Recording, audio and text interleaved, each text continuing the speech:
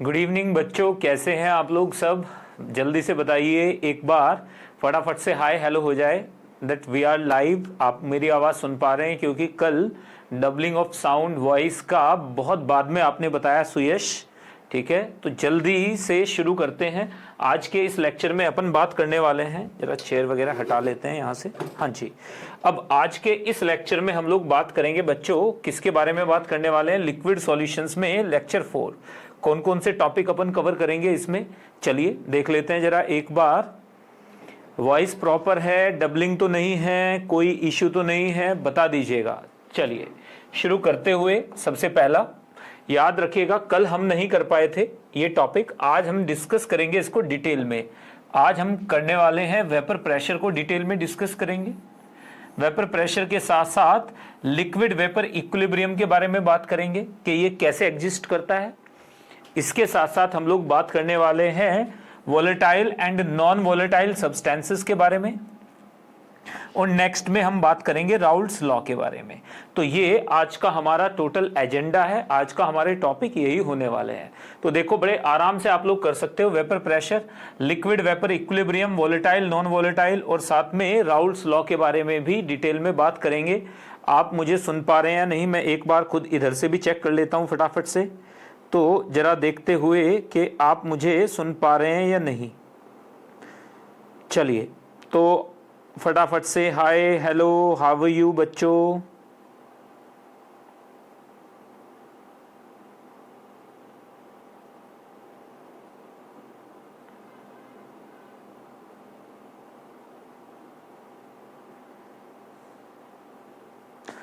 बताइए बताइए बताइए। तो कावेरी और सारे बच्चे जल्दी से मुझे एक बार फटाफट से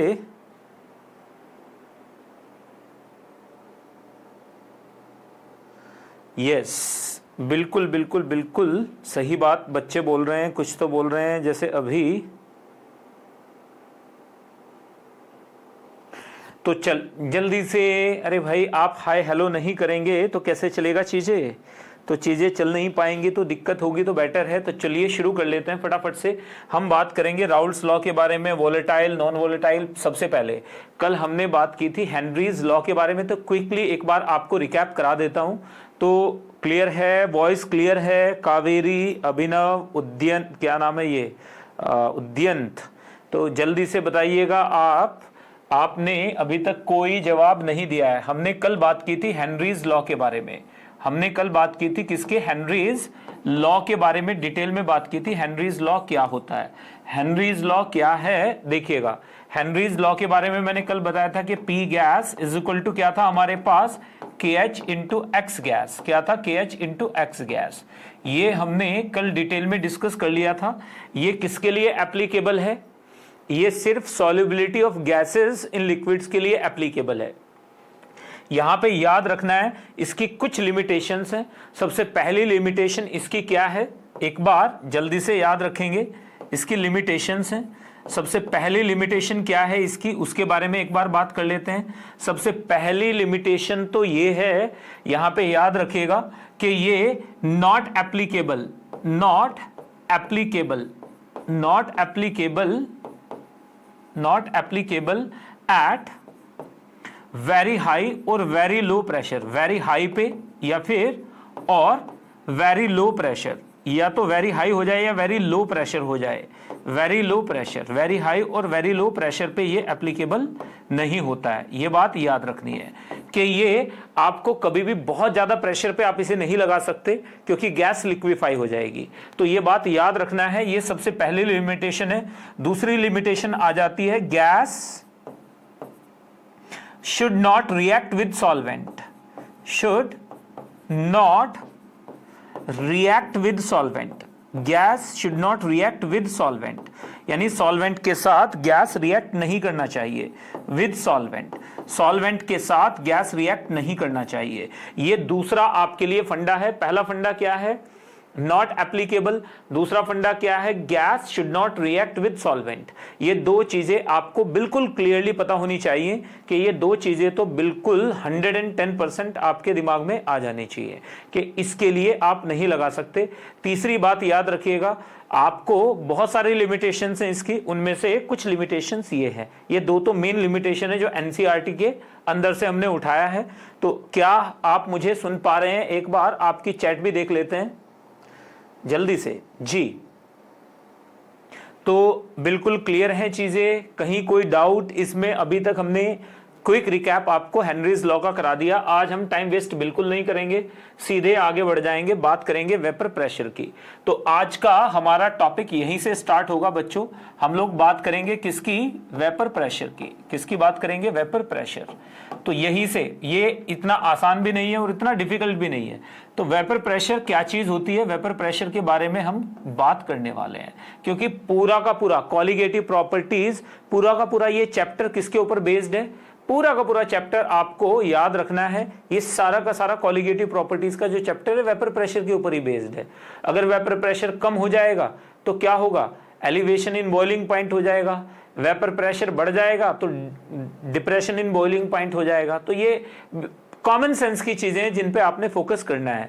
तो ये बहुत इजी पीजी बात है। Relative lowering of vapour pressure, osmotic pressure किसकी वजह से होता है? वेपर प्रेशर के डिफरेंस की वजह से होता है दो सॉल्यूशंस के बीच में। तो ये अगर आपको एक बार समझ में आ जाएगा तो सारी चीजें क्लियर हो जाएंगी। तो ये टर्म आपका पीछा नहीं छोड़ेगी, यानी पूरे के पूरे टाइम पे इस टर्म से आपका पाला पड़ता रहेगा। तो चलिए जल्दी से आगे बढ़ते हुए बात कर लेते हैं। ये रहा आपके सामने वेपर प्रेशर, देख लीजिए क्या होता है वेपर प्रेशर। देखो, डेफिनेशन पढ़ने से पहले आप समझो कि वेपर प्रेशर होता क्या चीज है, क्योंकि डेफिनेशन तो बहुत बार पढ़ी है आपने। यहां पर देखो, ये मैंने इस डब्बे के अंदर एक लिक्विड को फिल कर दिया। इस डब्बे के अंदर मैंने एक लिक्विड को क्या किया? फिल कर दिया। इस डब्बे के अंदर मैंने एक लिक्विड को फिल किया। यहां पे एक लिक्विड है, प्योर लिक्विड है, कोई भी ए मान लेते हैं, सॉल्वेंट है, फिल कर दिया। तो क्या ये एकदम से वेपर में चला जाएगा? नहीं। यहां पे क्या होगा? यहां पे इसके जो पार्टिकल्स हैं, ये सरफेस पे जो पार्टिकल्स हैं, इनसे नीचे वाले पार्टिकल आके कोलाइड करेंगे। नीचे वाले पार्टिकल इनके साथ कोलाइड करेंगे तो क्या होगा? जब नीचे वाले पार्टिकल इनके साथ कोलाइड करेंगे तो होगा क्या? नीचे वाले पार्टिकल जब इनके साथ कोलाइड करेंगे तो होगा ये कि ये सरफेस से ऊपर की तरफ निकल जाएगा। सरफेस से ये ऊपर की तरफ चला गया। तो यहां पे ये सबसे पहले, यहां पर देखिएगा टेम्परेचर क्या है? यहां पर टी टेम्परेचर पे हमने इसे एनक्लोज कर दिया है। तो यहां से ये ऊपर की तरफ निकलना शुरू हो जाएगा। ये escaping of molecules from the surface of liquid, इस लिक्विड के सरफेस से पार्टिकल का ऊपर की तरफ मूव करना, दिस इज कॉल्ड इवेपोरेशन। तो याद रखिएगा, ये हमारे पास क्या हो जाएगा? This is evaporation. ये क्या हो जाएगा? इसे कहते हैं इवेपोरेशन, यानी escaping of particles of liquid from surface of liquid at constant temperature is evaporation। Simple सा फंडा है, स्पॉन्टेनियस प्रोसेस है। आप जानते हैं लेक से, पॉन्ड से आपको देखते हैं इवेपोरेशन होता रहता है लगातार। आगे बढ़ जाएंगे। थोड़ी देर के बाद क्या हुआ? थोड़ी देर के बाद, अभी तक तो यहाँ पे शुरुआत में क्या है? अभी कोई प्रेशर नहीं है, थोड़े बहुत पार्टिकल्स आएंगे यहाँ पे, 1 2 3 4। तो अभी प्रेशर क्या होगा? Very low. यहाँ पे प्रेशर मैंने मान लिया कितना मेरे पास? P1 है। थोड़ी देर के बाद, आफ्टर सम टाइम, तो थोड़ी देर के बाद, after t is equal to x minutes, कोई भी मिनट ले लिए, x y z कुछ भी मान लीजिए, इसका कोई मतलब नहीं है।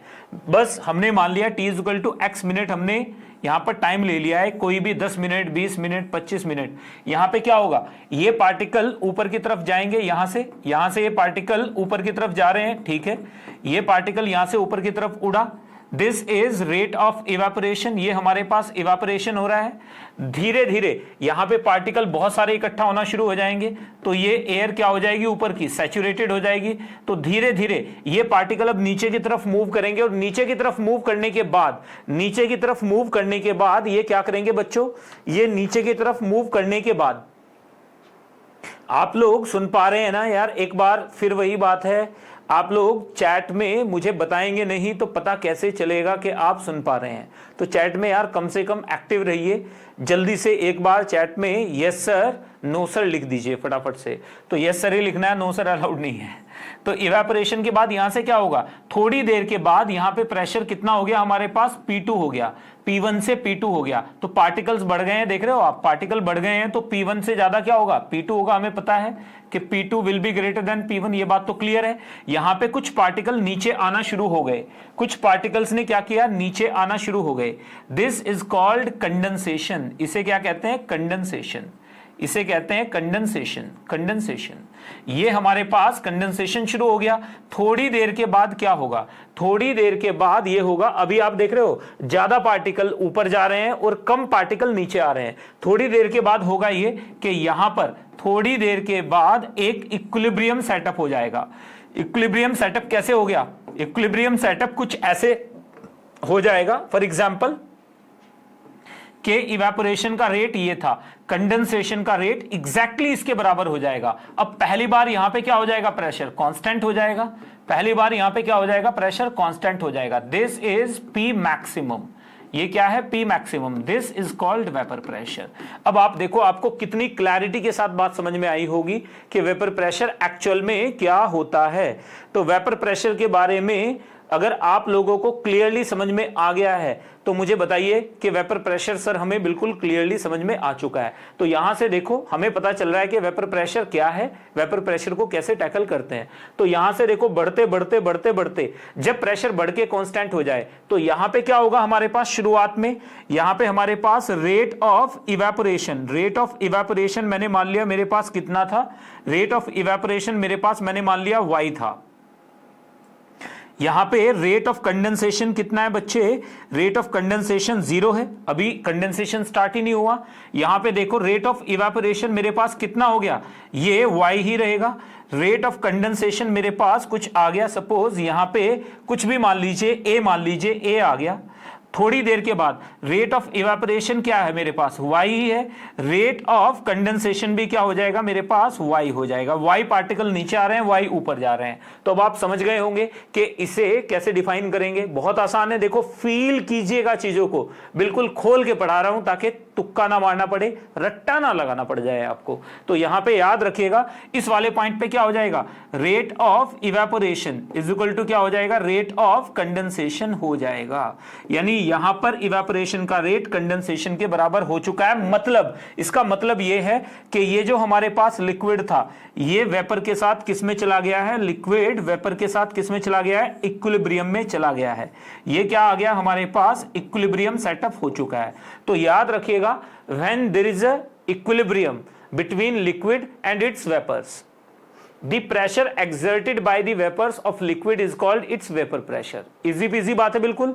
और एट अ सर्टेन टेम्परेचर, यहां पे टेम्परेचर क्या है T, यहां भी टेम्परेचर क्या है T।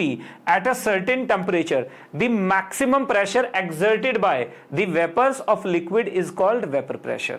तो जो डेफिनेशन आपको अच्छी लगे अपने हिसाब से आप चूज कर सकते हैं।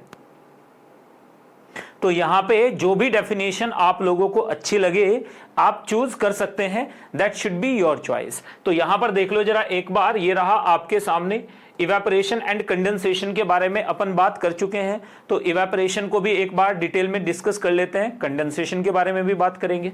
तो जरा ध्यान से देखिएगा, इवेपोरेशन एंड कंडेंसेशन सारी चीजें आप लोग तभी जब आप लोगों को चीजें समझ में आना शुरू हो जाएं तभी आप मुझसे बात कीजिएगा कि भाई ये हमें क्लियर है। अगर कहीं पे कोई भी डाउट है इमीडिएटली बोलो सर डाउट है, उसको क्लियर, क्योंकि डीपीपी जो डीएसए आपको मिलेंगे, डेली सेल्फ एनालिसिस मिलेंगे, उसमें ये टाइप के क्वेश्चंस आपको दिए हैं मैंने। तो यहां पर देखो हमारे पास क्या हो जाएगा, बाय डेफिनेशन अगर हम लोग बात करें, बाय डेफिनेशन क्या हो जाएंगे, the maximum pressure, the maximum pressure, maximum pressure exerted by, maximum pressure exerted by vapors of liquid, exerted by vapor of liquid in equilibrium with liquid, the maximum pressure exerted by vapors of liquid in equilibrium with liquid, in equilibrium with liquid, in equilibrium by vapors of a liquid in equilibrium with liquid, in equilibrium with liquid, in equilibrium with liquid at constant, याद रखिएगा at constant at constant temperature, याद रखिएगा temperature constant होना जरूरी है, at constant temperature T is called vapour pressure, is called क्या कहा जाता है उसे, vapour pressure, is called vapour pressure, उसे वेपर प्रेशर कहते हैं, is called vapour pressure, is called vapour pressure, इसे वेपर प्रेशर कहते हैं। तो वेपर प्रेशर का मतलब क्या है, वेपर प्रेशर क्या होता है, कैसे आप टैकल कर सकते हैं, ये सारी चीजें आपको आप अभी ध्यान से देखिएगा। तो इसका मतलब ये हो गया कि वेपर प्रेशर इक्विलिब्रियम फिनोमिनन है, यानी ये इक्विलिब्रियम फिनोमिनन है। तो इसका मतलब क्या हो जाएगा, यहां पर ध्यान से देखो, अगर मैं आपको बोलूं फॉर एग्जांपल, आप यहां पर देखोगे तो आपको एकदम से समझ में आएगा कि ये इक्विलिब्रियम फिनोमिनन है। यहां से देखिएगा, अगर मैंने बोला मेरे पास वाटर है भाई, ये लिक्विड है, इसका इक्विलिब्रियम आ गया किसके साथ, वाटर गैस के साथ में, वाटर वेपर के साथ में इक्विलिब्रियम आ गया। तो यहां पे हमारे पास क्या हो जाएगा, Kp इज इक्वल टू आ जाएगा PH2O। This is vapour pressure, यही वेपर प्रेशर है। तो इसका मतलब ये क्या हो गया हमारे पास, याद रखिएगा, it is an equilibrium phenomenon, याद रखिएगा ये इक्विलिब्रियम फिनोमिना है, इक्विलिब्रियम फिनोमिनन, ये बात याद रखना है, इक्विलिब्रियम फिनोमिनन है, it is an equilibrium phenomenon. तो इसका मतलब यह है कि अगर आप यहां पे वॉल्यूम बढ़ा दो तो वेपर प्रेशर चेंज नहीं होगा, वॉल्यूम कम कर दीजिए वेपर प्रेशर चेंज नहीं होगा, आप यहां पर प्रेशर बढ़ा दो तो भी वेपर प्रेशर चेंज नहीं होना, क्योंकि इक्विलिब्रियम फिनोमिनन है।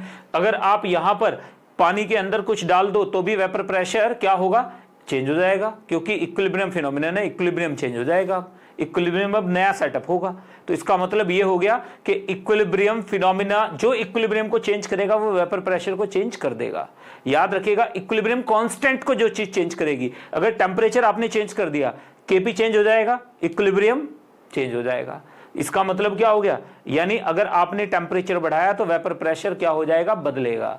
अगर आपने यहां पर क्या किया, यहां पर आपने कोई नॉन वोलेटाइल सब्सटेंस डिसॉल्व कर दिया जो सरफेस को क्या कर ले, ऑक्यूपाई कर ले, तो इक्विलिब्रियम प्रेशर चेंज हो जाएगा। तो ये छोटी छोटी बातें अगर आपको समझ में आती हैं तो यहां से देखो, इक्विलिब्रियम प्रेशर की अगर मैं बात करूं तो यहां पे याद रखेगा, सबसे पहले याद रखना है, vapour pressure does not depend, vapour pressure does not depend, vapour pressure क्या नहीं करता बच्चों, does not depend upon surface area, upon surface area. मतलब समझ लीजिएगा, वेपर प्रेशर सरफेस एरिया पे डिपेंड नहीं करता है। वेपर प्रेशर रेट ऑफ किस पे, कंडेंसेशन डिपेंड करेगा, रेट ऑफ इवेपोरेशन डिपेंड करेगा। अगर सरफेस एरिया कम है, कैपिलरी के अंदर आप ले रहे हो, तो वेपर प्रेशर क्या हो जाएगा, वेपर प्रेशर सेम रहेगा, लेकिन रेट ऑफ इवेपोरेशन और रेट ऑफ कंडेंसेशन अलग अलग, रेट ऑफ इवेपोरेशन कम होगा, रेट ऑफ कंडेंसेशन उसके बराबर ही होगा। आगे बढ़ जाते हैं, अगर सरफेस एरिया ज्यादा लिया तो रेट ऑफ इवेपोरेशन ज्यादा होगा, रेट ऑफ कंडेंसेशन भी ज्यादा होगा, तो यानी equilibrium will be attained faster, यानी surface area will help in attaining equilibrium faster. लेकिन कभी भी सरफेस एरिया से वेपर प्रेशर चेंज नहीं होता है। दूसरी बात याद रखिएगा कि वेपर प्रेशर किस बात पे डिपेंड नहीं करेगा, वेपर प्रेशर हाइट, यानी आप चाहे छोटा ले लें या बड़ा कोई भी चीज लें, उससे कोई फर्क नहीं पड़ता है, वेपर प्रेशर इन चीजों पे डिपेंड नहीं करता है। एक सेकंड रुकिएगा प्लीज। हेलो हेलो,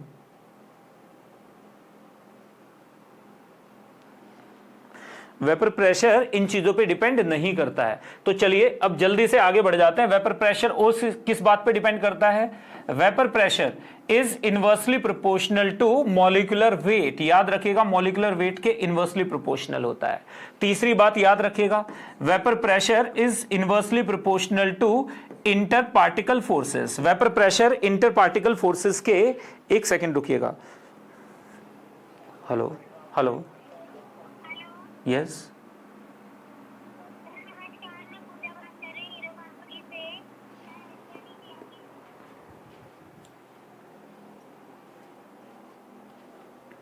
तो चलिए अब इधर देखिएगा, तो यहां पर बच्चों नेक्स्ट की तरफ मूव कर जाएं, स्टूडियो वालों की ही कॉल है तो थोड़ा सा इसलिए पिक करनी पड़ रही है। इधर देखिएगा, नेक्स्ट की तरफ मूव करते हुए, vapour pressure inter particle forces के क्या हो जाता है, वेपर प्रेशर याद रखना है, vapour pressure is inversely proportional to hydrogen bonding, hydrogen bonding जितनी ज्यादा होगी वेपर प्रेशर उतना ही कम होता चला जाएगा, ये बात याद रखिएगा, जितनी हाइड्रोजन बॉन्डिंग ज्यादा होगी वेपर प्रेशर उतना ही कम होता चला जाएगा। जैसे अगर मैं आपको एग्जांपल दूं तो यहां पर देखिएगा, एथेनॉल में हाइड्रोजन बॉन्डिंग कम है, तो एथेनॉल का वेपर प्रेशर क्या है, एथेनॉल का वेपर प्रेशर सेम टेम्परेचर पे ज्यादा होगा, किससे, वाटर से, वाटर का ज्यादा, याद रखना है। दूसरा अगर मैं यहां पर लेके चलूं, एथेनॉल का वेपर प्रेशर ज्यादा होगा किससे, एथेनॉल का वेपर प्रेशर ज्यादा हो जाएगा इथाइलिन ग्लाइकोल से, इथाइलिन ग्लाइकोल का ज्यादा हो जाएगा ग्लिसरॉल से, क्योंकि हाइड्रोजन बॉन्डिंग बढ़ रही है।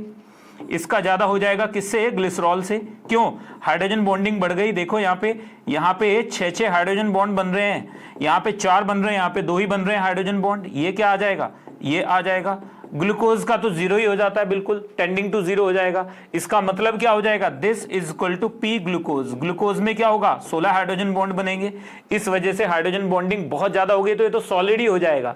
तो इसका मतलब इसका वेपर प्रेशर होता ही नहीं है, इसका वेपर प्रेशर तो आप क्या बोल दोगे, टेंडिंग टू 0, यानी नॉन वोलेटाइल सब्सटेंस होगा। तो याद रखना है, जैसे जैसे हाइड्रोजन बॉन्डिंग बढ़ेगी वैसे वैसे वेपर प्रेशर क्या होता चला जाएगा, चेंज होता चला जाएगा। क्लियर है बात, बिल्कुल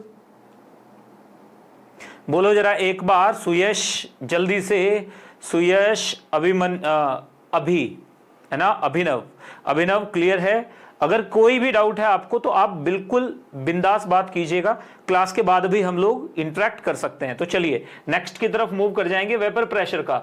अब यहां पर देखिएगा, अब हम बात करने वाले हैं variation of vapour pressure with temperature, variation of vapour pressure, variation of vapour pressure with temperature, temperature के साथ वेपर प्रेशर का वेरिएशन विद टेम्परेचर। तो हमें पता है कि ये इक्विलिब्रियम फिनोमिनन है, इक्विलिब्रियम फिनोमिनन है। तो यहां पर देखो जरा एक बार, आपको एकदम से समझ में आएगा कि यार ये तो बड़े आसान सी चीजें थी। तो वेपर प्रेशर टेम्परेचर के साथ कैसे वेरी कराएंगे सर, वेपर प्रेशर को टेम्परेचर के साथ कैसे वेरी कराओगे, इक्विलिब्रियम फिनोमेना है, इतना तो मालूम है। अगर इक्विलिब्रियम फिनोमेना है आपको ये पता है, तो हमें पता है del G is equal to क्या होता है, आराम से आप समझ जाओगे। इधर देखो जरा एक बार, हमें पता है del G naught, del G is equal to क्या हो जाता है हमारे पास, del G is equal to del G naught plus ये क्या आ जाता है, माइनस आर टी एलन के इक्विलिब्रियम केपी, ये होता है हमारे पास। केपी इज इक्वल टू क्या है, वेपर प्रेशर है। तो यहां से हमारे पास क्या आ जाएगा, G upon R T, G की वैल्यू पुट कर लेते हैं, G is equal to del H minus T del S आ जाएगा। तो यहां पर वैल्यू पुट करेंगे तो आपको क्लियरली नजर आएगा, देखो जरा एक बार, यहां से हमारे पास क्या आ गया, minus R T ln Kp, ये तो पता है ना, 11th का है, सीधे सीधे एनसीईआरटी का फॉर्मूला है ये, हमें मालूम है कि del G is equal to, चलिए इतना लिखाने की जरूरत नहीं है, हमें डेरिवेशन करना क्यों है, तो डेरिवेशन अभी नहीं करेंगे, सीधे सीधे बात करेंगे कि वेरिएशन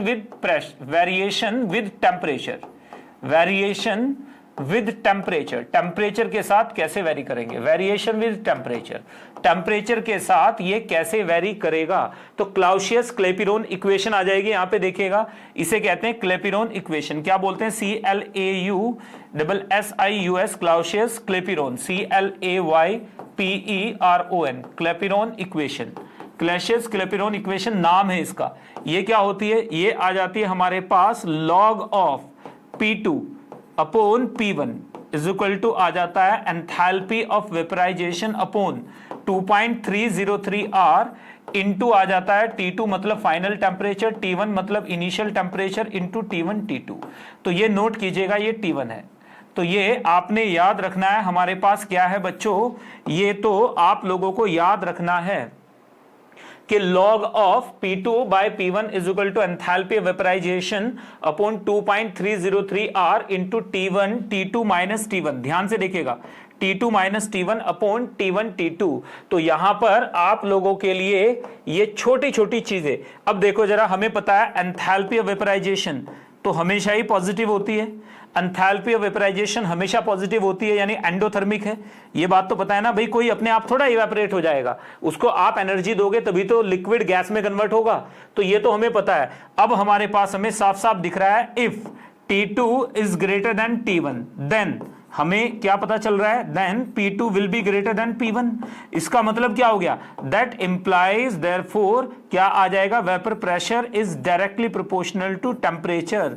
वेपर प्रेशर टेम्परेचर के साथ बढ़ेगा, डायरेक्टली प्रोपोर्शनल, एक्सपोनेंशियल है। आप इधर देखोगे आपको समझ में आएगा ये चीज। इसका ग्राफ कैसा आ जाएगा एक्सपोनेंशियल का, अगर मुझे एक्सपोनेंशियल का ग्राफ बनाना हो तो कैसा आ जाएगा, यहां पर देखो मैंने इसे लिखा ln, ये लिखा P2 बाय P1, सही है चीजें।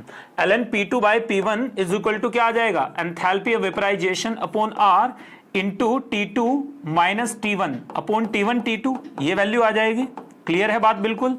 अब यहीं से मैंने log को ln लिखा है, तो ln हटाएंगे तो हमारे पास क्या आ जाएगा, P2 इज इक्वल टू आ जाएगा P1 into e raise to the power del H upon R into T2 minus T1 upon T1 T2, समझ गए ना।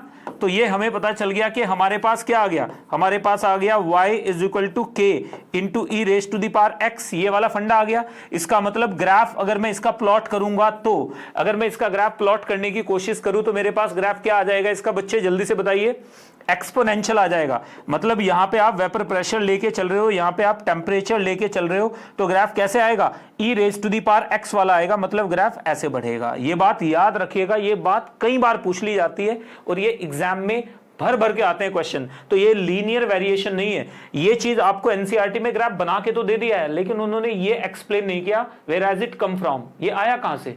तो आपको पता होना चाहिए इसका रूट कॉज क्या है, where has it come from, ये चीज आई कहां से है। तो अगर आपको ये पता चल जाए कि ये चीज आई कहां से, एक्सपोनेंशियल क्यों वेरी कर रहा है, ये ग्राफ हम ऐसे क्यों ले रहे हैं, ऐसे क्यों नहीं लिया हमने, पैराबोलिक क्यों नहीं ले लिया हमने इसे, हमने यहां पर y is equal to 1 minus e raise to the power minus x क्यों नहीं लिया, वो ग्राफ क्यों नहीं लिया ऐसा, जैसा कि आप इस टाइप का ग्राफ क्यों नहीं आया, ऐसे क्यों नहीं आया, ये ऐसे ही क्यों आ रहा है, ये वाला गलत हो जाएगा, ये सही क्यों है, क्योंकि ये y is equal to e raise to the power x का कर्व है। इजी बात है बिल्कुल। तो ये नोट करते हुए अपन आगे बढ़ेंगे। तो वेपर प्रेशर के बारे में आपको छोटी छोटी चीजें समझ में आ चुकी हैं, ढेर सारे क्वेश्चंस बनेंगे। देखो सबसे पहले आपको वेपर प्रेशर कैसे कैसे वेरी करता है, वेपर प्रेशर का मतलब क्या होता है ये पता चल गया। नेक्स्ट में हमें ये पता चल गया वेपर प्रेशर निकालते कैसे हैं, हमें ये पता चल गया कि वेपर प्रेशर एक्चुअल में क्या होगा। एक चीज आपने यहां पे नोटिस की सरप्राइजिंग, कि rate of evaporation doesn't change during the course of the attainment of the equilibrium, right. आप देखो यहां से यहां तक जाने में, इक्विलिब्रियम तक जाने में rate of evaporation did not change, only rate of condensation changed. यानी रेट ऑफ इवेपोरेशन शुरुआत में जितना था लास्ट में भी उतना ही है, लेकिन रेट ऑफ कंडेंसेशन शुरुआत में क्या था, 0, and slowly slowly at the equilibrium it became equal to what, rate of evaporation, and that is how equilibrium was attained. Easy. Next की तरफ मूव करते हैं, तो देखते जाइएगा। अब चलिए आगे बढ़ते हैं। तो वेपर प्रेशर, अब हमारे पास सबसे बड़ी टर्म जो हम लोग यूज करते हैं, सबसे इंपॉर्टेंट टर्म जो हम लोग यूज करते हैं वो होती है वोलेटाइल। बार बार मैं बोलूंगा ये वोलेटाइल है, ये नॉन वोलेटाइल है। How would you figure it out कि कौन सी चीज वोलेटाइल है, कौन सी चीज नॉन वोलेटाइल है, कैसे पता चलेगा आपको। तो वोलेटाइल नॉन वोलेटाइल के बारे में अगर बात करें तो चलिए जल्दी से बात कर लेते हैं, फिर राउल्ट्स लॉ की तरफ मूव कर जाएंगे अपन। तो बात करेंगे वोलेटाइल के, वोलेटाइल क्या होते हैं, volatile and non-volatile and non-volatile, volatile and non-volatile substances, non-volatile substances, इसके बारे में बात कर लेते हैं कि volatile क्या चीज होती है और non-volatile substances क्या होते हैं। याद रखना है, अगर हमारे पास volatile की बात कर रहा हूं मैं, किसकी बात कर रहा हूं, volatile, तो volatile में आपको यह पता होना चाहिए जिसका वेपर प्रेशर क्या हो जाए, ग्रेटर देन 0 हो जाए, उसे क्या बोलेंगे, वोलेटाइल बोलेंगे। फॉर एग्जाम्पल जैसे हमारे पास, जैसे फॉर एग्जाम्पल CHCl3, इसके अलावा मेथेनॉल ले लीजिए, इसके अलावा आप एथेनॉल ले लें, ये सबका वेपर प्रेशर क्या है हमारे पास, वेपर प्रेशर है, इनका वेपर प्रेशर हमारे पास अवेलेबल है, यानी ये सारे के सारे वोलेटाइल है, इनका वेपर प्रेशर 0 नहीं होता है। इजी है बात बिल्कुल। नेक्स्ट की तरफ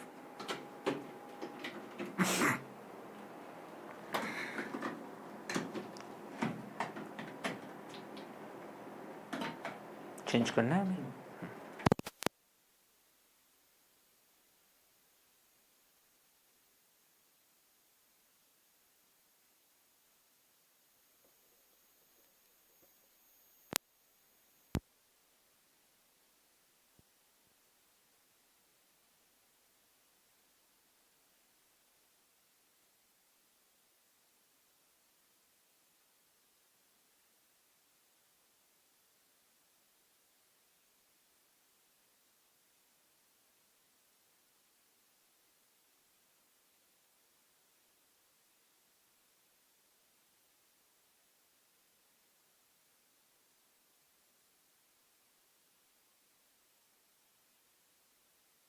चलिए मोबाइल, सॉरी, इसकी माइक की बैटरी थोड़ा चेंज करनी पड़ी बीच में। तो यहाँ पर देखिएगा volatile and non volatile substances के बारे में एक बार बात कर लेते हैं। सब लोगों को क्लियर है चीज़ें?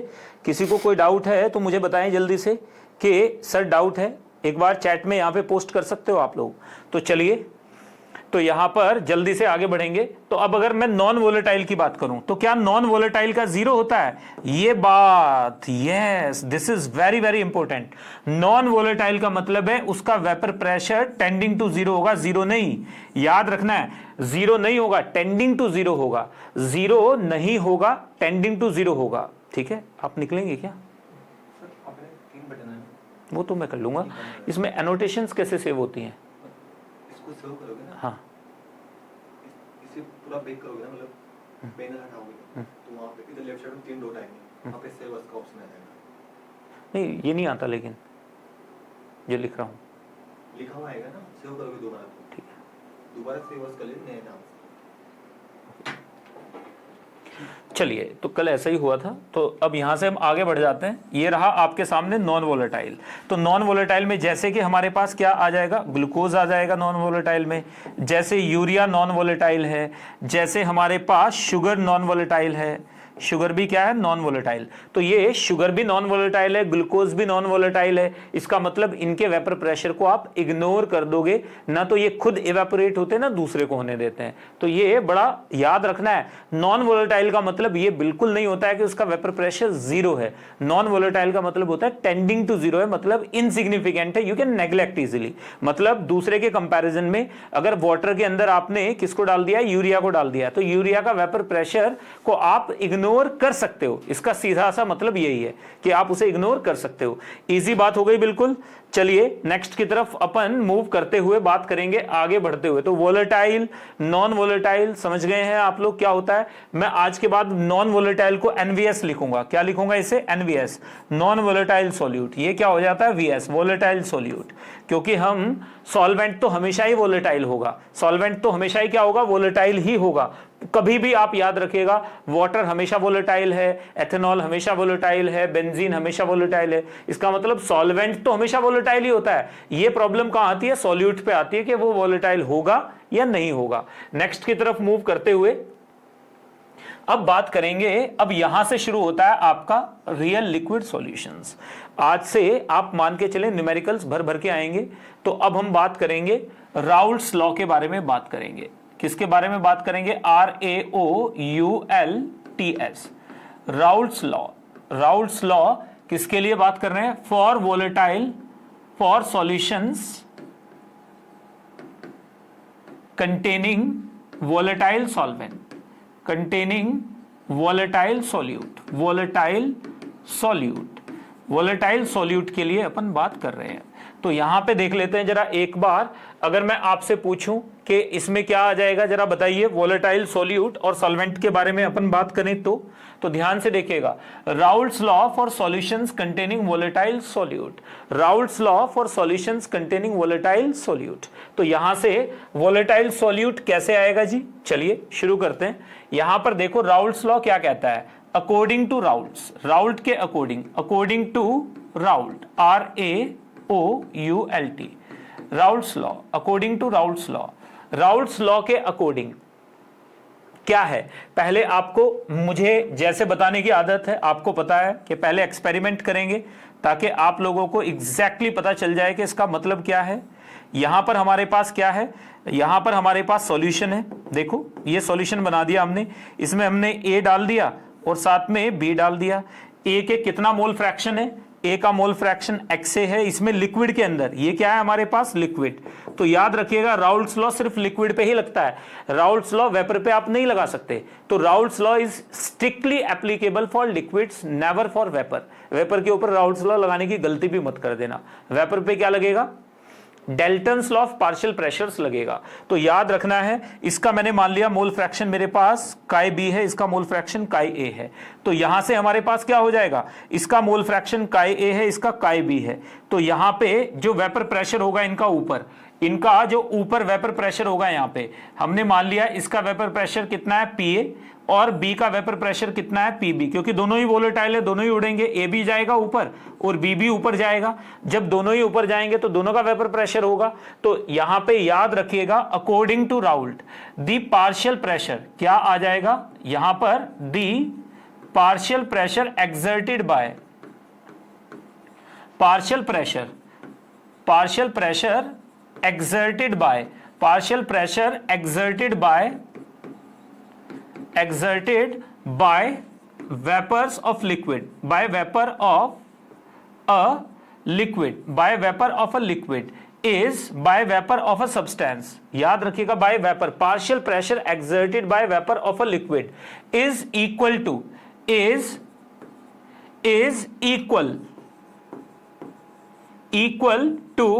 the product of its mole fraction in liquid and mole fraction in liquid and pure vapor pressure pure vapour pressure मतलब जब A नहीं था तो B प्योर था और जब B नहीं था तो A प्योर था, समझ गए ना। यानी जब अलोन प्रेजेंट थे तो उसका वेपर प्रेशर। इसका मतलब क्या आ गया हमारे पास, अगर मैं मान लूं कि यहां पे A का प्योर वेपर प्रेशर जब A अकेला था तो इसका प्योर वेपर प्रेशर मैंने मान लिया P नॉट A है। यहां पे जब B अकेला था तो इसका वेपर प्रेशर मैंने मान लिया P नॉट B है। जब ये दोनों इकट्ठा हो गए तो इनका वेपर प्रेशर यहां पे कितना आया, PA आ गया। यहां पर हमने मान लिया इसका कितना है, PB, ये तो हम मान ही चुके हैं। तो हमारे पास क्या आ जाएगा, इसका मतलब दैट इंप्लाइज क्या आ जाएगा, PA इज इक्वल टू आ जाएगा P naught A into XA और हमारे पास P naught B into XB is equal to आ जाएगा PB। This is Raoult's law, ये राउल्ट्स लॉ है। तो आप ध्यान से देखो, बताओ मुझे जरा एक बार ये बात बिल्कुल क्लियर है कि नहीं। यानी इस लिक्विड के अंदर अगर इसका मोल फ्रैक्शन XA है और इसका pure vapour pressure P naught A है, दोनों को मल्टीप्लाई करोगे तो यहां का प्रेशर आ जाएगा। अगर इसका मोल फ्रैक्शन XB है और यहां पर इसका प्योर वेपर प्रेशर कितना है, P नॉट B, नॉट का मतलब प्योर, ठीक है ना। P नॉट B मतलब जब दूसरा जीरो था, ये जीरो नहीं, दूसरा जीरो था तो वो जीरो इसके सर पे चढ़ गई है। आगे बढ़ जाइएगा तो यहां पर इनका पार्शियल प्रेशर क्या है, PA, इसका पार्शियल प्रेशर क्या है, PB। पार्शियल का मतलब टोटल का कुछ हिस्सा, that is called partial pressure. तो टोटल नहीं है तो वो प्योर हो जाएगा। अगर टोटल होता तो यहाँ पे ये टोटल क्या है, टोटल निकालोगे तो कितना आ जाएगा हमारे पास, यहाँ पे टोटल कितना आ जाएगा, P total, that is equal to कितना आ जाएगा बच्चे, जल्दी से बताइए। ये आ जाएगा PA plus PB, Dalton's law, सीधे सीधे लगाओ डेल्टन्स लॉ यहाँ पे। तो क्या आ जाएगा हमारे पास आ जाएगा P टोटल मतलब क्या आ जाएगा, P total is called PS, pressure of solution, that is called PS। ये हमारे पास कितना हो जाएगा, PA प्लस PB। बोलो जरा एक बार, ये बात क्लियर है कि नहीं भाई। टोटल प्रेशर क्या हो जाएगा, A का प्रेशर, B का प्रेशर। A को B से कुछ लेना देना नहीं है, B को A से कुछ लेना देना नहीं है। तो इन दोनों को जोड़ो जरा एक बार। हमें पता है PA इज इक्वल टू, मैंने अभी क्या बताया था, P नॉट A इंटू काय A, इक्वेशन 1, और PB इज इक्वल टू हमारे पास क्या था, P naught B into chi B, ये आ गया हमारे पास इक्वेशन 2। दोनों को हमने कंबाइन किया तो PS कितना आ जाएगा हमारे पास, this will be equal to P naught A chi A plus P naught B into chi B। ये इक्वेशन कहां से आई है, ये आई है डेल्टन्स लॉ से। ये कहां से आई है, A plus B, Dalton's law से, 11th वाला डेल्टन्स लॉ। वो क्या कहता है, the total pressure exerted by the mixture of gases is equal to the summation of individual partial pressures. मतलब A ने जितना एक्सर्ट किया, B ने जितना किया, C ने जितना किया, D ने जितना किया, E F G जितने भी ले लीजिए आप आगे, सबका जोड़ दोगे तो क्या आ जाएगा, P टोटल आ जाएगा। यही होता है ना। तो ये बिल्कुल आसान है, एक बार फिर से देखो। अब इस पे हम क्या करेंगे, इस पे हम अब थोड़ी कारस्तानी करने वाले हैं। तो जैसे फिल्मों में हीरो होता है ना, स्टंट उसे करने ही होते हैं। गुंडा कोई ना कोई आ ही जाता है, बेवजह पिट के ही जाता है। साउथ इंडियन ही मूवीज तो आपने टॉलीवुड की देखी है, उसमें वो सारे law of conservation of momentum को फेल कर देते हैं। जस्ट लाइक दैट यहाँ पे भी हम कुछ ना कुछ करने वाले हैं। हमें पता है, यहाँ पे देखो ये XA क्या है, ये XA है मोल फ्रैक्शन, ये XB क्या है मोल फ्रैक्शन। तो इन्हें हम चेंज कर सकते हैं, वही टर्म यूज करो जो मैंने मोल फ्रैक्शन की पढ़ाई थी आपको। हमें पता है कि XA plus XB is equal to तो 1 है, ये तो हमें पता है, ये तो हमें पता है ना कि X A over X B, X A plus X B is equal to 1 है। तो यहां से अगर मैं रखूंगा तो मेरे पास पी एस की दो इक्वेशन आ जाएंगी। पी एस की इक्वेशन आ जाएगी, पहली इक्वेशन आ जाएगी P naught A into X A plus आ जाएगी P naught B into 1 minus X A. सही बात है ना, बिल्कुल। तो यहां पर आप P naught A X A common ले लीजिए, तो हमारे पास P S is equal to कितना आ जाएगा P naught A minus P naught B into X A, common तो निकालना आता है ना, और प्लस आ जाएगा पी नॉट बी। देखो हमें साफ साफ दिख रहा है y is equal to M X plus C, Y is equal to M X plus C. Clear है ना, बिल्कुल। तो y is equal to M X plus C हमें पता चल गया कि यहां से तो ये आ रहा है। अरे ओबीएस कैसे काम करना बंद कर दिया।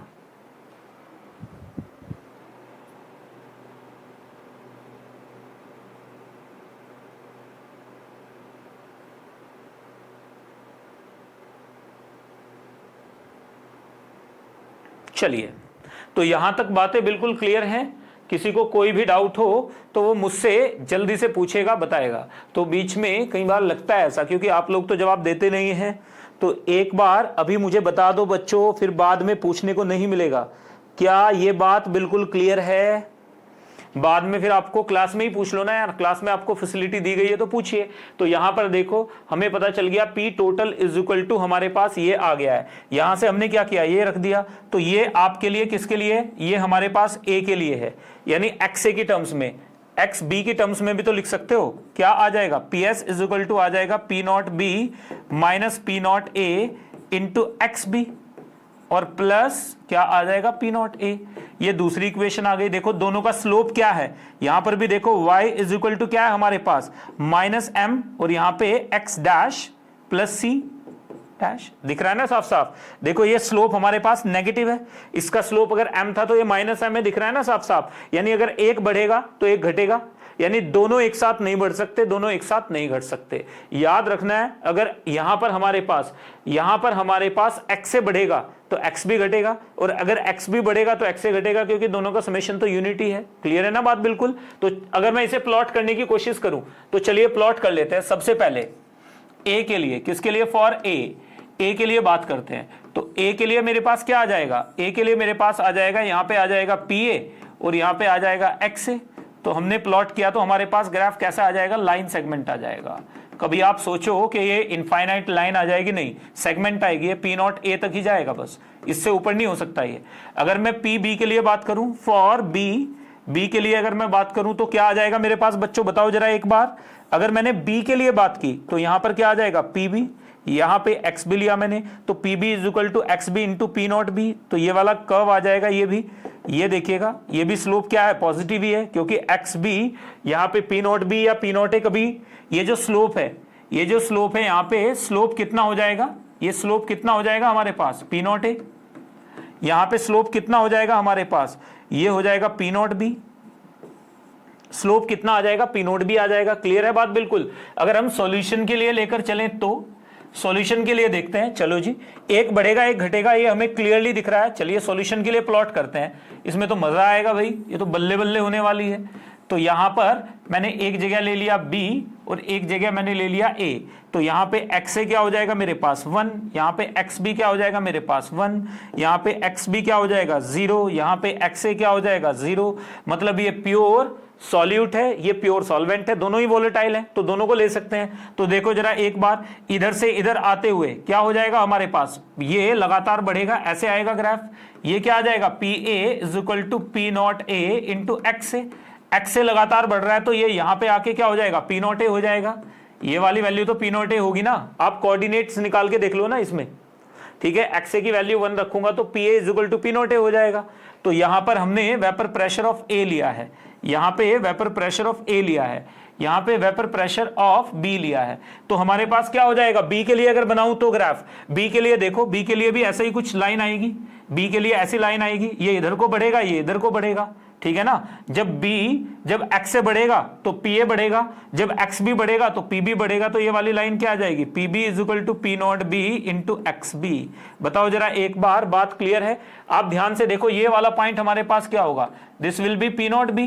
तो आप प्लीज नोट कीजिए, ये वाली लाइन किसको डिनोट करेगी, ये वाली लाइन डिनोट करेगी पीएस को, पीएस इज इक्वल टू आ जाएगा P naught A plus X A plus P naught B X B, P naught B X B. ये कैसे पता चला हमें ये लाइन डिनोट करेगी? देखो जब हमारे पास एक्स ए की वैल्यू 1 रखोगे आप, कौन सी इक्वेशन में? इस वाली इक्वेशन में। देखो एक्स ए की वैल्यू 1 रख के देखो, P S is equal to P naught A आ जाएगा। इसका मतलब एक्स ए की वैल्यू 1 है तो 1 हमारे पास एक्स कोऑर्डिनेट 1 होगा तो वाई कोऑर्डिनेट पी नोट ए हो जाएगा। तो एक पॉइंट आ गया x1 y1। दूसरे में देखो जब एक्स बी की वैल्यू 1 रखोगे तो यहाँ पे P S is equal to P naught B आ जाएगा। तो ये आ गया x2 y2। 2 पॉइंट से पास होने वाली सिर्फ एक ही लाइन होती है, तो लाइन खींच दो, वो क्या आ जाएगा? पी एस आ जाएगा। तो ये हमें पता चल गया कि ये हमारे पास पी एस है। तो आप देखिए जरा ध्यान से, ये हमारे पास B के लिए लाइन है, ये हमारे पास A के लिए लाइन है। जो A की तरफ बढ़ रही है वो A के लिए लाइन है, जो B की तरफ बढ़ रही है वो B के लिए लाइन है, और जो P नोट A को P नोट B से कनेक्ट करेगी वो क्या है? PS है। समझ में आ गया? ये बात क्लियर है? मैथमेटिकल है ये, इसमें कुछ भी रटने का नहीं है, इसमें कुछ भी दूर दूर तक रटने का नहीं है। 110% ये सारी चीजें समझने की है। अगर आप समझ पा रहे हो तो मुझे बताइए, मैं उधर भी स्क्रीन पे ध्यान दे रहा हूं आपके कमेंट्स पे। तो चलिए यहां तक देखिएगा, राउल्स लॉ के लिए अगर आपको ये बात समझ में आ गई है तो मुझे जल्दी से बताओ कि सर ये बात हमें समझ में आ चुकी है क्लियरली। एक बार let me have some water, आप मुझे जल्दी से बताएंगे कि सर बात क्लियर है। Is it clear? Is it clear बच्चे? Let me have some water. तब तक आप मुझे सोच के बताएं, सोच लें, समझ लें, फिर बताइए।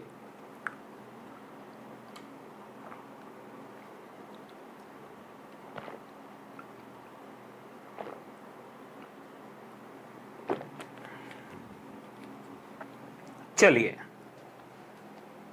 पानी को इधर ही रख लेते हैं, इस बार गर्मी बहुत है भाई। तो शुरू करते हुए नेक्स्ट की तरफ मूव करेंगे। अब देखो अगर मैं आपसे पूछूं, अब कॉन्सेप्ट क्वेश्चन पे आ जाते हैं। सबसे पहले क्वेश्चन नंबर 1 पे आ जाइए। क्वेश्चन नंबर 1 देखिए आप लोग, सब लोग। हमारे पास for a solution containing A bracket में P naught A is equal to, for a solution containing P naught A is equal to 100 torr दे दिया है हमें। 100 टॉर प्रेशर की यूनिट होती है Tor.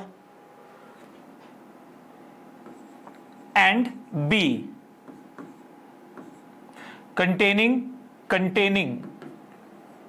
A, P naught A दिया है और यहां पे पी नॉट बी भी हमें दे दिया है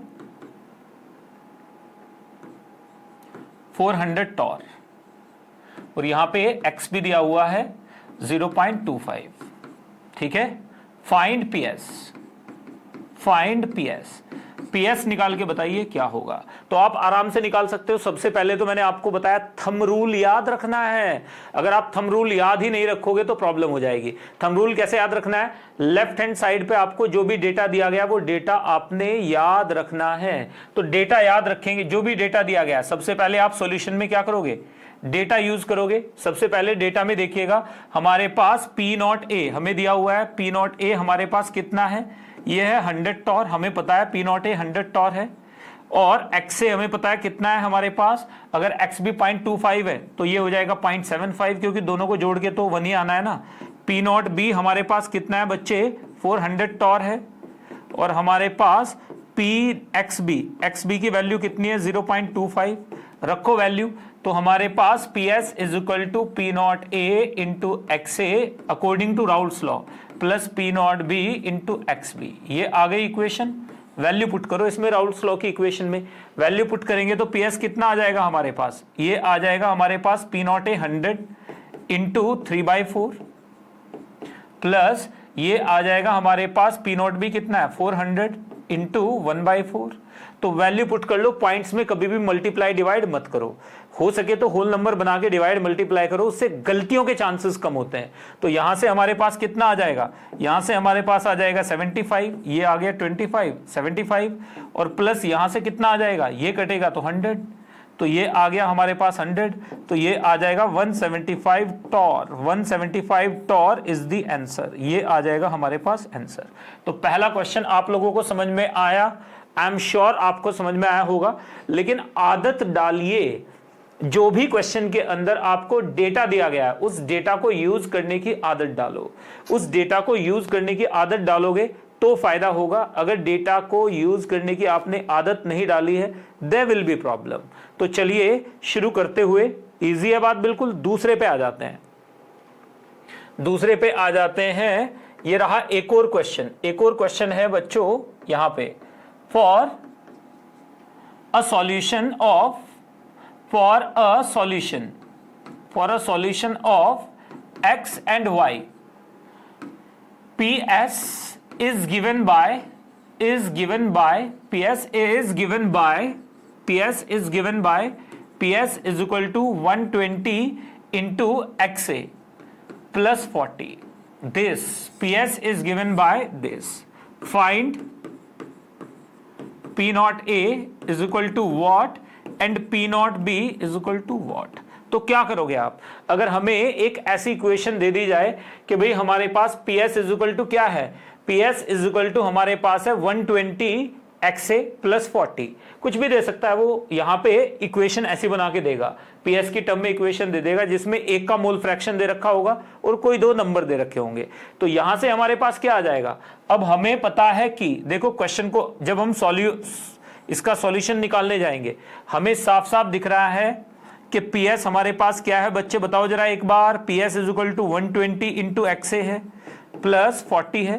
तो यहां पे हमारे पास जब XA इज इक्वल टू 1 हो जाएगा तो PS इज इक्वल टू हो जाएगा P naught A and that will be equal to 120 plus 40 that is 160। पता चल गया हमें।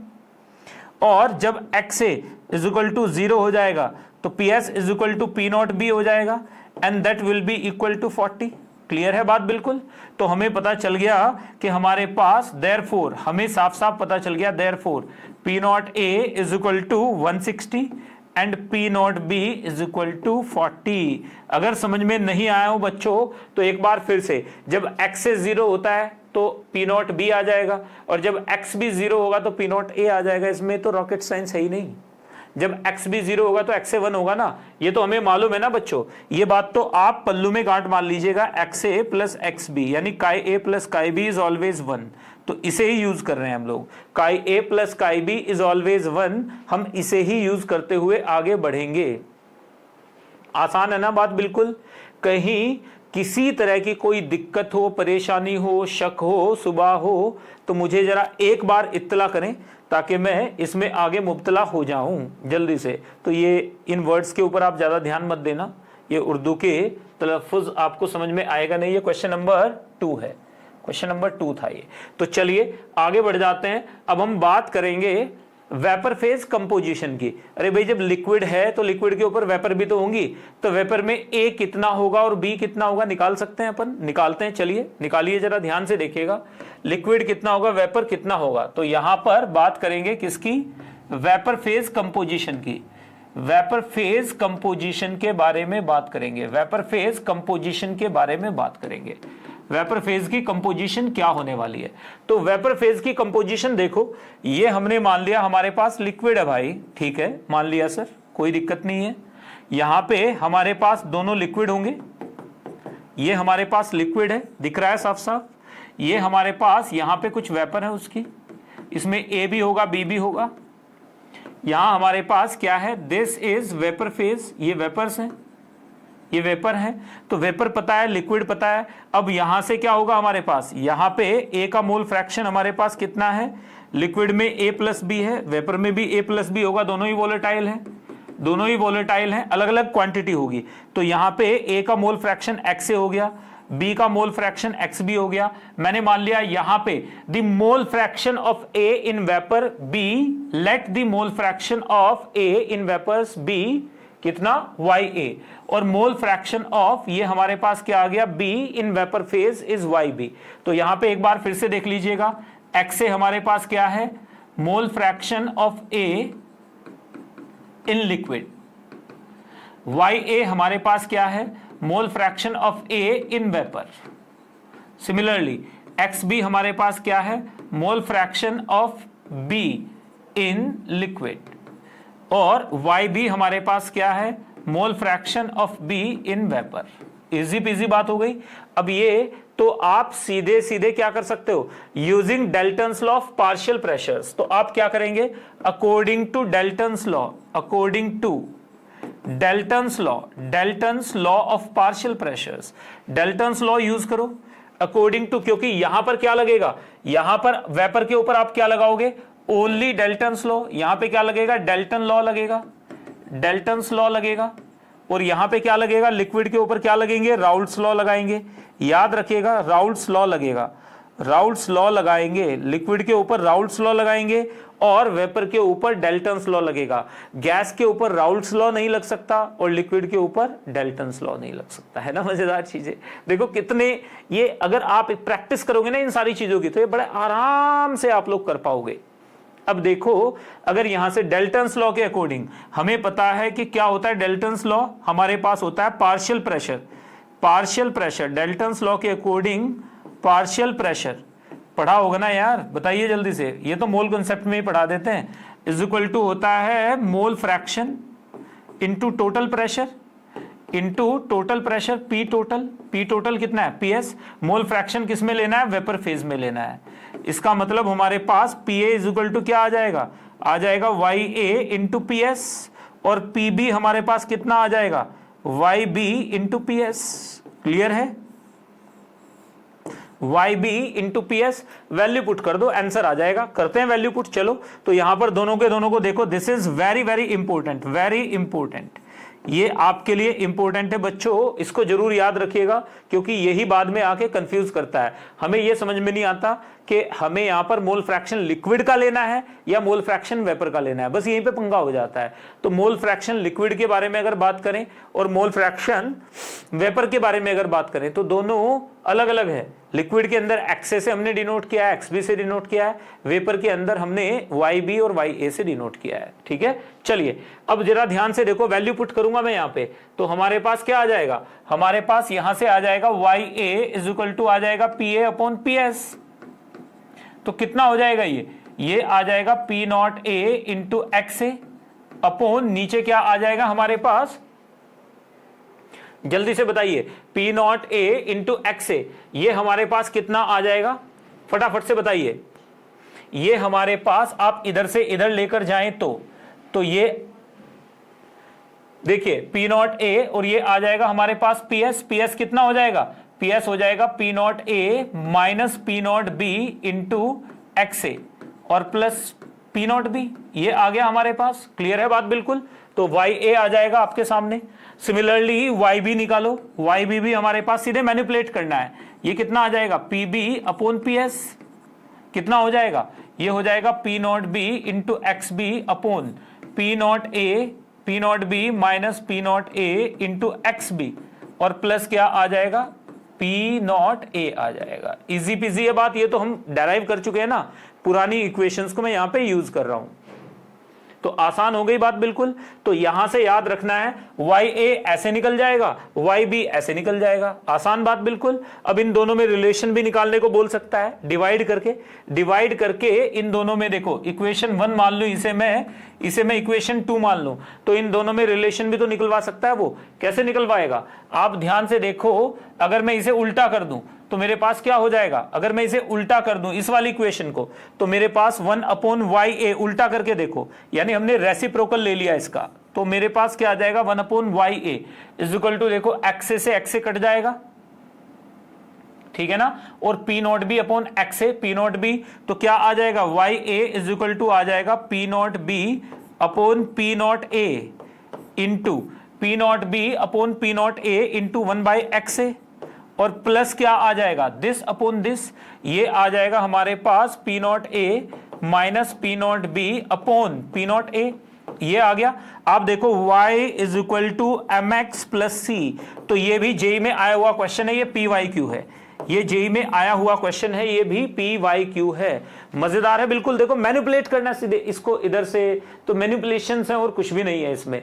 यानी आप सिंपल चीजों को अगर आप इधर से उधर करना है, उधर से उधर करना है, मैथमेटिक्स में जैसे करते हैं ना हम लोग, किसमें, कोनिक सेक्शंस में, के लोकस वाली प्रॉब्लम्स में स्पेशली यही करते हैं। तो यहां पर देखो हमें समझ में आ गया। यानी अगर मैं ग्राफ बना दूं यहां पर, अगर मैंने ग्राफ बना दिया किसका, ऐसे ही YB के लिए भी कर लोगे आप। यहां पे 1/YA निकाल लिया मैंने, यहां पे क्या हो गया 1/XA, हमें दिख रहा है x क्या है, तो यहां पे हमारे पास ग्राफ कैसा आ जाएगा, स्ट्रेट लाइन आ जाएगा कुछ ऐसा यूं, और ये जो स्लोप है, ये जो इंटरसेप्ट है, ये इंटरसेप्ट कितना हो जाएगा P0A minus P0B upon P0A, ये आ जाएगा हमारे पास इंटरसेप्ट। और जो हमारे पास स्लोप आएगा, जो हमारे पास क्या आएगा स्लोप, स्लोप कितना हो जाएगा, स्लोप आ जाएगा हमारे पास P0B अपॉन P0A, है ना मजेदार। तो ये क्वेश्चंस लगातार पूछे जा रहे हैं जेई में। कोई भी डाउट हो तो मुझे बताइए जल्दी से, एक बार फिर से आपके कमेंट सेक्शंस की तरफ मूव करता हूं। तो उद्दीप्त, कहीं कोई डाउट है तो प्लीज शेयर करें कि ये डाउट है। अगर डाउट नहीं है तो फिर तो कोई टेंशन ही नहीं है। तो यहां पर देखिएगा 1/YA 1/XA, इजी है बात बिल्कुल। कहीं किसी भी तरह की कोई दिक्कत हो बच्चों तो इसे एक बार फिर से रीट्राई कीजिएगा, क्योंकि इसमें मैथमेटिक्स आएगा, काफी मैनिपुलेशंस, डेरिवेशंस आएंगे। तो एक बार प्रैक्टिस करोगे, 2 बार करोगे तो हैंडी हो जाएगा ये बिल्कुल, तब आपको बड़ा आसान लगेगा ये। देन यू विल रियलाइज कि ये बड़ा आसान चीज है, इसमें कोई दमखम वाली चीज है नहीं। तो यहां से एक चीज और भी नोट कर लेना, फॉर ऑल न्यूमेरिकल्स, याद रखेगा फॉर न्यूमेरिकल्स, जितने भी न्यूमेरिकल आप करेंगे, जितने भी न्यूमेरिकल आप करेंगे, न्यूमेरिकल्स याद रखेगा 1/PS इज इक्वल टू आ जाता है हमारे पास, यहां पे आ जाता है YA upon P0A plus YB upon P0B। ये बात जरूर याद रखिएगा, YB अपॉन P0B। न्यूमेरिकल्स के लिए सीधे सीधे आप ये फंडा यूज कर सकते हो, वहीं से डेराइव किया है। तो सारी चीजें डेरिवेशन नहीं करेंगे, कोई डेरिवेशन आपसे नहीं होता है, होमवर्क में दे रहा हूं, इसे डेराइव करके लाइएगा ताकि आपको पता रहे कि डेरिवेशंस अपन कैसे कर रहे हैं। आसान है बात बिल्कुल, क्लियर है। कहीं कोई डाउट हो तो मुझे एक बार जल्दी से बता दो। तो यहां तक हमने अभी तक सारे डिस्कशंस किए हैं। किसी भी तरह का अगर कोई भी डिस्कशन आपको लग रहा है कि ये सर से गया है, सर ये तो सर बहुत डिफिकल्ट है, तो आप मेरे साथ शेयर कीजिएगा। I will let you know कि इसको हम कैसे टैकल करेंगे। 2 4 10 प्रैक्टिस करेंगे। तो क्वेश्चन करते हैं, जरा एक बार आगे बढ़ जाइएगा, क्वेश्चन पे आ जाइए। तो यहां पे इसके ऊपर क्वेश्चन कर लेते हैं। पहला एक, ध्यान से देखिएगा, ये रहा आपके सामने एथेनॉल C2H5OH, C2H5OH, यहां पे मोल फ्रैक्शन हमें दे दिया गया C2H5OH, and water are mixed to obtain a solution in which mole fraction of water at equilibrium is 0.8 mole fraction solvent है वाटर, तो मोल fraction of water is 0.8 if P0 ethanol is equal to 200 torr, P0 water is equal to कितना है हमारे पास, P0 water is 50 torr। Find YA is equal to YH2O, यानी vapour phase में H2O का mole fraction क्या होगा, जल्दी से निकालिए। फाइंड YH2O, यानी YH2O का मतलब क्या है, वेपर फेज में find YH2O is equal to what. आप जल्दी से निकाल के मुझे बताएंगे, मैं आपको टाइम दूंगा इसे सॉल्व करने के लिए। तो आपके पास लगभग आप मान के चलें कि आधा मिनट है, आधे मिनट में आप इसे निपटाइए। तो जल्दी से निपटाएं और बताएं मुझे कि क्या आंसर आएगा। चलिए, टाइम आपका, योर टाइम बिगिंस नाउ। तो सभी के सभी बच्चे फटाफट से मुझे करके बताएंगे इसमें कि क्या आएगा इसका आंसर। तो देखो मजेदार चीजें ऐसे ही होती हैं, मजेदार चीजें ऐसे ही होती हैं। मैं मोबाइल में आपके कमेंट्स पढ़ता हूं, तो तब तक आप मुझे बताएं फटाफट से। चलिए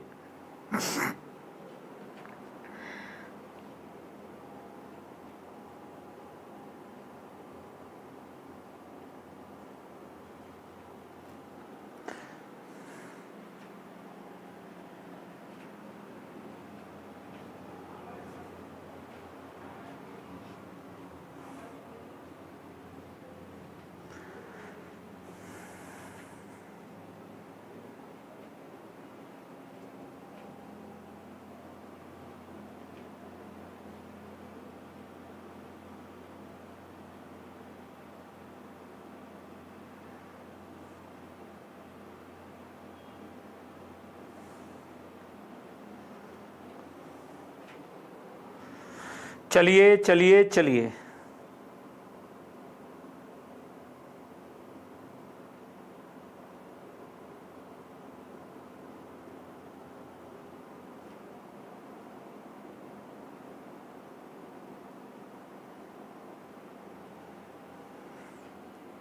हो गया बच्चे?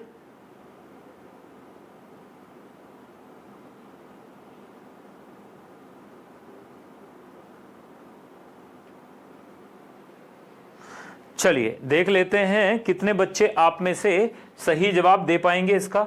देखो YA मुझे निकालना है, तो मुझे YA निकालना था।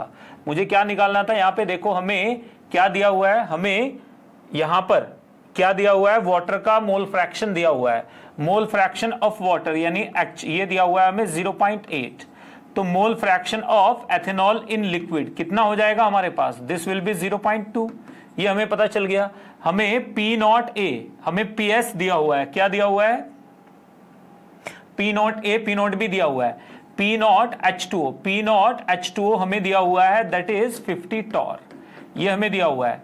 एंड P0 एथेनॉल भी हमें दिया हुआ है, दैट इज कितना है हमारे पास? 200 टॉर, ये हमें पता है। तो YA निकालना है, यानी Y एथेनॉल वाटर के लिए निकालना है ना, तो YH2O इज इक्वल टू आ जाएगा हमारे पास XH2O इंटू P0H2O अपॉन नीचे आ जाएगा P0H2O माइनस P0 एथेनॉल, और क्या आ जाएगा? PA और PB रख रहा हूं मैं सीधे, ये A की जगह ये B की जगह, यहां पे आ जाएगा XH2O और प्लस आ जाएगा P0 एथेनॉल। ये आ गया हमारे पास फॉर्मूला, यही है ना भाई। हमने क्या लिया है? हमने A की जगह क्या लिया है? वाटर, और B की जगह क्या लिया है हमने? एथेनॉल। यही तो किया है, सिंपल। तो कुछ भी इजी है ना, बिल्कुल। तो A की जगह हमने क्या किया है? वाटर ले लिया, B की जगह हमने एथेनॉल ले लिया, जिसको हम A और B मान रहे थे उनका नाम रख दिया, ठीक है ना। जैसे कोई घर में कोई नया मेहमान आने वाला होता है तो उसका नाम रखते हैं कि भाई लड़का होगा तो उसका नाम रखेंगे ये मधु रखेंगे, लड़का होगा तो उसका नाम अनुज रखेंगे। जस्ट लाइक दैट, हमने पहले A और B, बाद में जब पता चल गया, ठीक है ना, तो हमने उसका नामकरण कर दिया है, सिंपल, कुछ भी नहीं है इसमें। चलिए यहां से हमारे पास YH2O निकालते हैं, कितना आएगा देखो जरा एक बार। XH2O कितना है? 0.8 इंटू 50 अपॉन नीचे कितना आ जाएगा? नीचे आ जाएगा 50, टेंशन नहीं लेनी है, ये पॉजिटिव ही आएगी क्वांटिटी। तो ये 50 माइनस दिस इंटू XH2O, तो ये हम करेंगे तो ये हमारे पास कितना आएगा? हमेशा पॉजिटिव ही आएगा, टेंशन लेने की जरूरत ही नहीं है हमें। तो ये आ जाएगा हमारे पास P0H2O 50 माइनस P0 ये 200 इंटू 0.8 और प्लस 200 आ जाएगा। करो जरा इसे, तो ये आ गया हमारे पास, ये आ गया हमारे पास कितना? This into this. तो ये जरा एक बार ध्यान से देखिएगा, ये 40 आ गया ऊपर, 40 तो ऊपर आ गया, नीचे कितना आ गया हमारे पास? 200, तो 150, तो ये आ जाएगा हमारे पास माइनस 120 प्लस 200। तो वैल्यू पुट कर दी आपने, तो ये आ गया हमारे पास 40 अपॉन नीचे आ जाएगा 80, तो यहां से कितना आ गया? 0.5। तो दिस इज द आंसर। तो देखो ऐसे एनटीए क्वेश्चंस देता है जानबूझ के, तो याद रखिएगा। एनटीए को वैसे भी भसड़ मचाने की आदत है, तो याद रखना है कि ये इस टाइप की चीजें आपने याद रखनी है। तो यहां पर याद रखना है, ये छोटी छोटी बातें आपको बहुत दूर तक लेकर जाएंगी अगर आप इस तरह की अप्रोच लेकर चलते हो तो, ठीक है। तो यहां तक आपने किया, आज का हमने पूरा एजेंडा क्लियर, जो भी हमारे टॉपिक्स थे वो सारे हमने कवर किए हैं। बाकी कोई भी टॉपिक अगर आपको नहीं समझ में आए तो तो वो मुझसे दोबारा से पूछेंगे, कल क्लास में रिकैप भी होगा, तो आप और हम कल फिर मिलते हैं क्लास में, कल फिर बात करेंगे, कल फिर मुलाकात होगी, आगे बात होगी। कल से हम लोग कॉलिगेटिव प्रॉपर्टीज पढ़ना शुरू करेंगे, लेकिन उससे पहले आइडियल नॉन आइडियल सॉल्यूशंस पढ़ के आइएगा, एजियोट्रॉप्स पढ़ के आइएगा क्या होते हैं, ideal and non ideal solution NCERT से पढ़ के आओगे तो काम हो जाएगा। और एनसीईआरटी के बैक एक्सरसाइज के क्वेश्चंस और साथ में जो डीएससी दिया गया है उसके क्वेश्चंस आपने सॉल्व जरूर करने हैं। तो चलिए अब आप लोगों से कल फिर मुलाकात होती है, तब तक के लिए ऑल द बेस्ट बच्चों, फिर मुलाकात होगी। Take care, bye.